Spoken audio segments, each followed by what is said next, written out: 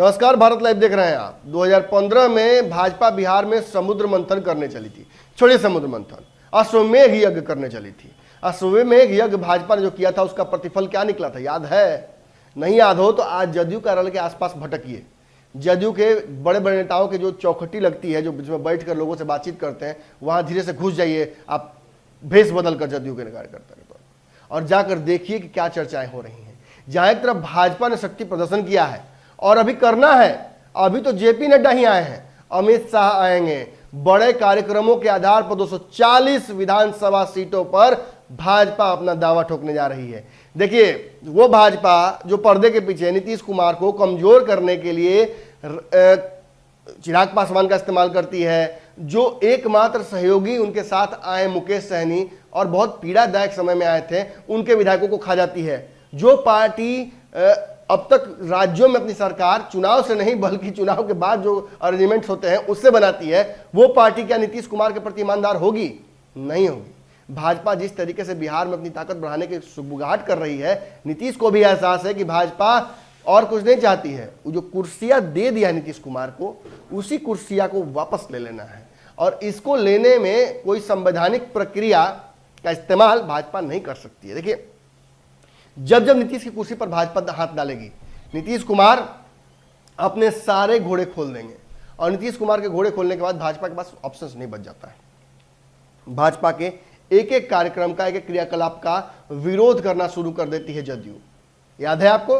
नहीं याद है तो मैं बता देता हूं। प्रधानमंत्री की तस्वीर कोरोना की वैक्सीन पर थी, वैक्सीन वाले सर्टिफिकेट पर थी, उसका विरोध किया गया मांझी जी के द्वारा। जिस तरीके से मैनेजमेंट किया जा रहा है चीन की लड़ाई, चीन के साथ जो विवाद चल रहा है उस पर भी घेर देती है जदयू। माने जदयू अगर भाजपा कुछ प्रस्ताव करती है कि भाई जनसंख्या नियंत्रण करना चाहिए, तो जदयू पहले विरोध कर देती है। ऐसे ही CA/NRC को लेकर, भाजपा द्वारा किए गए अन्य कार्यों को लेकर लगातार नीतीश कुमार की पार्टी क्रिटिकल रही है। बंगाल में चुनाव हारते हैं, बिहार में चक्रव्यूह तोड़ने की बात कर देते हैं कहीं ना कहीं उपेंद्र कुशवाहा। इससे क्या साबित होता है? इससे साबित यह होता है कि भाजपा के प्रति सॉफ्ट और हार्ड रवैया दोनों लेते हुए नीतीश कुमार चल रहे हैं।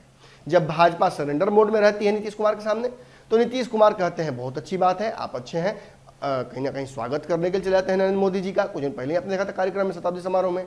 अब जब भाजपा बिहार में अपने दम पर शक्ति प्रदर्शन करने वाली है और 240 विधानसभा सीटों को, 200 सीटों को माफ कीजिएगा, लेकर चल रहे 43 सीट छोड़कर, तो इसका क्या मतलब है? भाजपा बिहार में 200 सीटों पर चुनाव लड़ने की तैयारी कर रही है, और इन सीटों पर अगर अपने कार्यकर्ताओं को मजबूत कर रही है, तो इसका फायदा वो नीतीश कुमार को तो देने वाली नहीं है।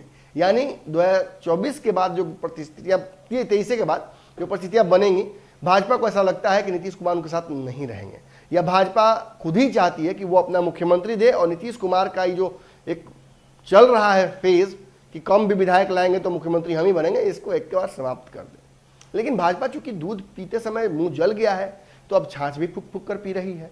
15 में जो हाल हुआ था भाजपा का, ये बताने लायक नहीं है। इसीलिए अब भाजपा जो कर रही है वो नीतीश कुमार के साथ रहते हुए कर रही है। चाहे पिछले चुनाव में नीतीश कुमार के खिलाफ जो चिराग पासवान ने किया वो हो, या नीतीश कुमार के खिलाफ जिस तरीके से भाजपा के बिहार के अध्यक्ष क्रिटिकल रहते हैं, कोई काम करेंगे नीतीश कुमार विरोध पहले ये कर देते हैं। ये सारी बातें अगर जोड़ घटाव आप कर लेते हैं तो आपको एहसास होता है कि नीतीश और भाजपा में सब कुछ ठीक नहीं है।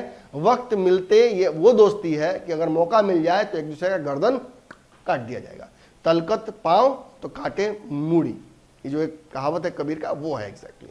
तो ऐसी स्थिति में नीतीश कुमार के सामने आज भाजपा ने क्या करने की कोशिश की? देखिए, भाजपा ने जहां एक तरफ अपने कार्यकर्ताओं को ये मैसेज दिया, पिछले बोचहा के चुनाव में यह एहसास हुआ कि सवर्णों का एक वोट बैंक नीतीश के खिलाफ नाराज है, जिसका खामियाजा भाजपा को भी भुगतना पड़ रहा है। तो भाजपा ने ओवर कंपनसेट करना शुरू कर दिया। सारे दिग्गज नेताओं को, जो मैंने पहले बताया था कि बिहार आने के लिए कहा है, और बिहार में ग्रास रूट लेवल पर अब काम करने की तैयारी की जाएगी। ग्राम पंचायत के लोगों को बुलाया गया, ऐसे कार्यकर्ताओं को बुलाया गया जो लोएस्ट लेवल पर हैं।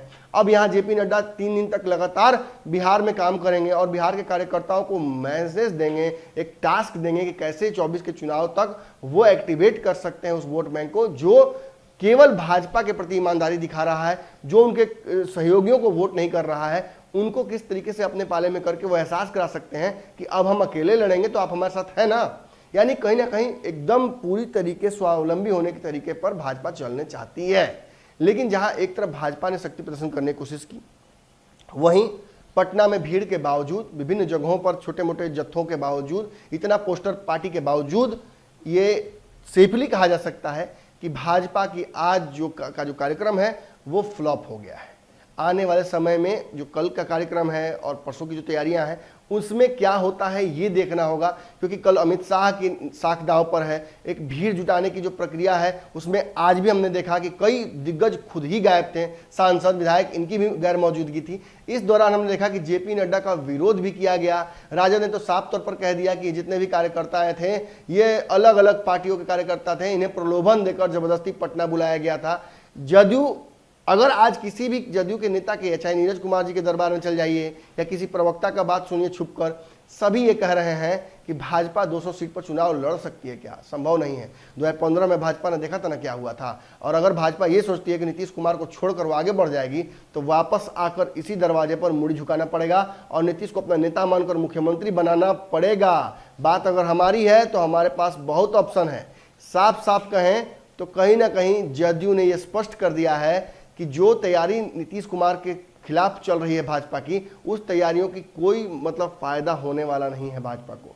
एक बात और बता दूं आपको, 2024 के चुनाव को लेकर ये भी अब अफवाह है, वो लगातार जो है अफवाह कैसे कहिएगा, क्योंकि ये तो चर्चा अब आम हो रही है, रिएक्ट कर रहे हैं नेता कि भाई आधे आधे के फॉर्मूले पर अब लोकसभा चुनाव 2024 का नहीं होगा।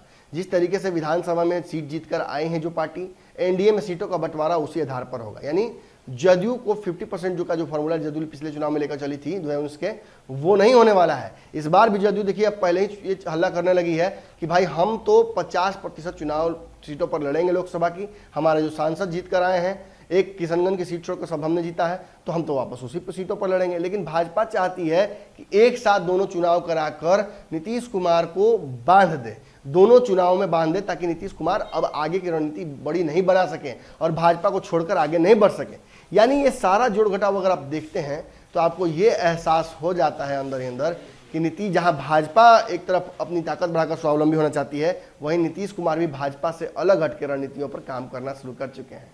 सबसे बड़ी बात क्या है, आज जो दावा किया जा रहा है ऑफ कैमरा, जो जदयू के प्रवक्ता है, पार्टी के दिग्गज नेता है, उनके द्वारा ये है कि अगर भाजपा ये सोच रही है कि 200 सीटों पर चुनाव लड़ने की तैयारी वो कर लेगी तो हम मान जाएंगे, वो संभव नहीं है।